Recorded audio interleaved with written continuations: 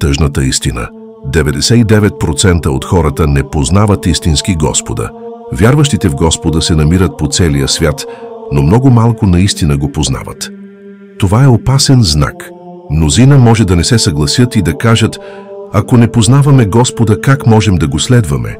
Тогава фарисеите служиха на Бога през поколения, но когато Бог стана плът като Господ Исус, за да изпълни своето дело и изрази толкова много истини, защо фарисеите не разпознаха, че Господ Исус е Христос, самият Бог?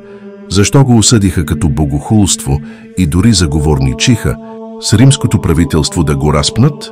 Това се случи, защото те не познаваха въплатения Бог. Така че, колко добре познавате въплатения Бог? Господ Исус пророкува, че ще се върне като Син човешки. Синът човешки се отнася до Бога въплатен. Знаете ли как да го разпознаете?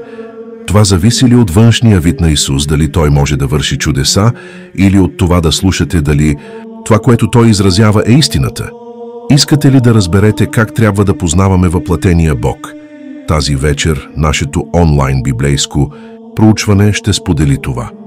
Заповядайте да оставите коментар и да се присъедините към нас.